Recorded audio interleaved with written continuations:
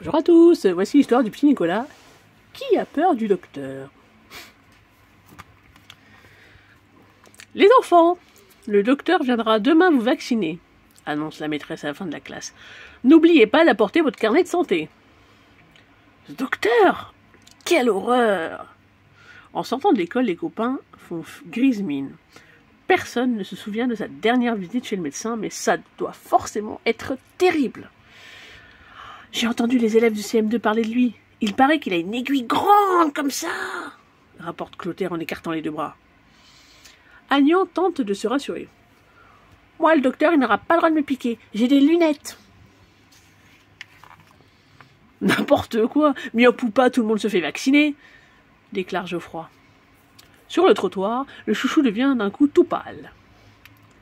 Le lendemain, en classe, Clotaire guette l'arrivée du docteur par la fenêtre. Les gars, le voilà! Aussitôt, Nicolas se tasse sur sa chaise. J'ai pas envie d'y aller. À moins de disparaître, tu n'as pas le choix, hein, soupira Alceste. Sa remarque donne une idée à Nicolas. Je sais, je vais demander à la maîtresse d'aller chercher les cartes de géographie et je me cacherai quelque part dans l'école jusqu'à ce que le docteur soit parti.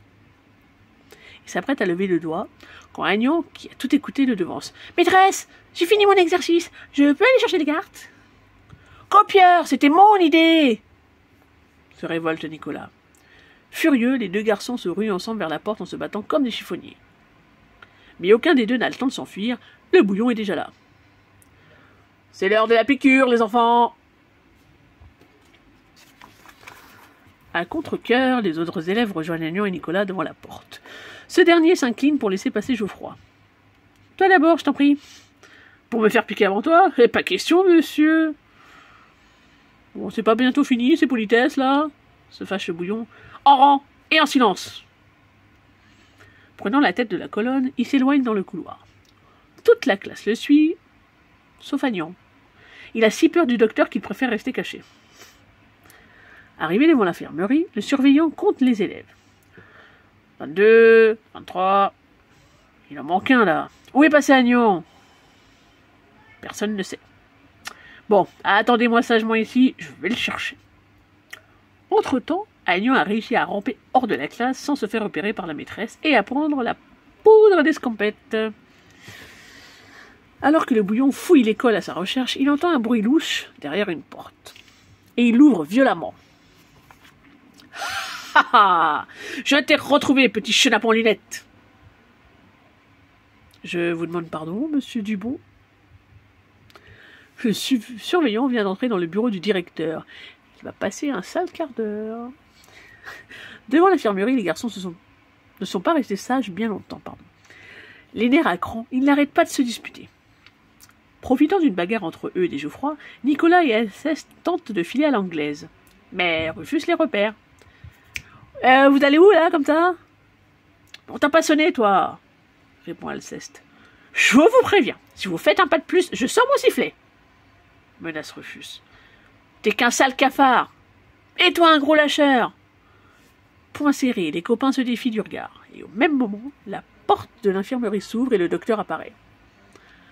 Alors, qui veut commencer? Gloups. Les garçons baissent les yeux.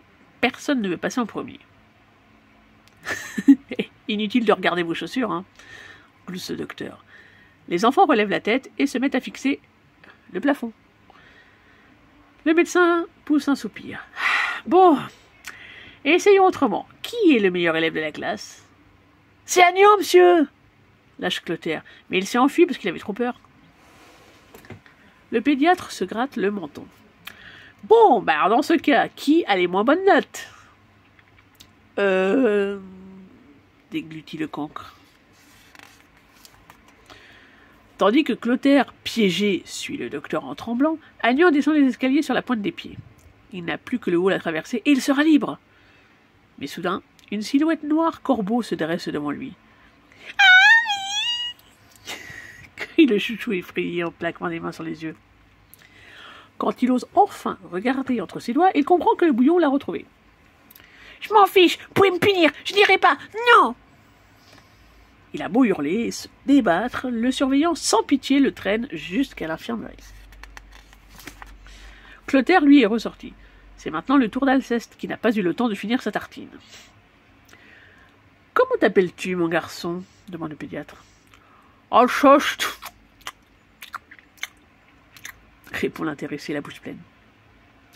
Aussitôt, le médecin lui retire sa tartine.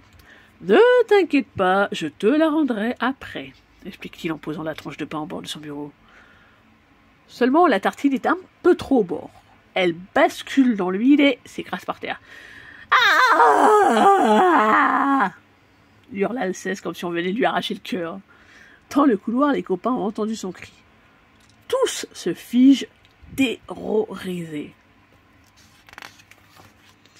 Une minute plus tard, Alceste ressort de l'infirmerie, furibond. « Il est fou, ce docteur !» déclare-t-il avant d'aller bouder au fond du couloir. « C'est vrai que ça pique un peu, » confirme Clotaire pour faire son intéressant. Les copains avalent leur salive. Qui sera la prochaine victime? « Au suivant !» lance le pédiatre depuis l'infirmerie. Comme personne ne se décide à venir, il passe la tête par la porte et désigne un enfant au hasard. « Bon, à toi, là !» Le sort est tombé sur Eudes. Le garçon s'avance, tête haute, mais manteau tremblant. Après lui avoir posé quelques questions, le docteur s'empare d'une seringue. Il pointe l'aiguille vers Eudes. « N'aie pas peur, » dit-il en lui frictionnant le bras avec un coton. « Jamais peur, moi !» grince Eudes entre ses dents serrées. « Attention, je vais piquer, » prévient le médecin. « Pense à autre chose, vas-y. » Eudes souffle un bon coup, ferme les yeux, mais rien ne se passe. « J'ai fini, » annonce le pédiatre. Eudes regarde son bras. « Ben ça alors ?» J'ai rien senti. Quelques secondes après, c'est au tour de Nicolas d'être appelé. En ressortant, Eudes a le temps de lui glisser. « Faut que tu penses à autre chose !» Paniqué, Nicolas observe le pédiatre préparer l'injection. Puis il se rappelle le conseil d'Eudes. Hésitant, il tend le bras, ferme les yeux, décidément, et récite dans sa tête. 9 fois 1, 9. 9 fois 2, 18. 9 fois 3, 26. Non, 27. Voilà, mon garçon, c'est terminé. Nicolas rouvre les yeux, éberlué. Vous en êtes sûr? Il n'a rien senti. Rien senti du tout. Nicolas ressort de l'infirmerie, le sourire aux lèvres. Immédiatement, les copains s'attroupent. « Alors, ça fait mal ?» interroge Agnan. « Non, pas du tout !» révèle Nicolas. « J'ai même trouvé un truc terrible pour ne rien sentir. »« Ah bon ?» ?»« Ouais, il suffit de réciter la table de 9 dans sa tête. Comme c'est la plus dure, il faut se concentrer si fort qu'on ne fait pas attention au vaccin. »« Quoi ?» blêmit Agnan. « Mais je la connais par cœur, la table de 9, moi !»« Bah, essayez avec une autre. » suggère Alceste. « Mais les autres aussi, je les connais !»« Bah, et la liste des départements français ?» propose Eudes. « Mais non, je sais tout, je suis fichu !» se lamente Agnan en réalisant qu'il était trop bon élève. Il est si désespéré qu'il se jette par terre et se met à taper des poings. Comme par magie, la porte s'ouvre devant lui. « On dirait que c'est à toi, jeune homme, » dit gentiment le docteur. Pleurniche Agnan en entrant dans le bureau à quatre pattes. Et dans le cabinet, le chou continue de larmoyer. « Vous ne pouvez pas me piquer, je suis allergique au vaccin. »« Comment cela? On va vérifier ça dans ton carnet de santé. » Après quelques secondes, le pédiatre relève la tête en souriant. « Ne pleure plus, mon grand, j'ai une très bonne nouvelle pour toi. Tu n'auras pas de piqûre. Ta maman t'a déjà fait vacciner l'année dernière, regarde. C'est écrit juste là. » Oh, quel soulagement! En ressortant, Agnan raconte tout aux copains. « Tu vois, ça ne fait pas si mal que ça, un vaccin, » blague Nicolas. « La preuve, c'est qu'on l'oublie aussi vite qu'il est fait. » Et voilà la fin de l'histoire. N'hésite pas à venir liker et surtout à t'abonner. Merci et à la prochaine.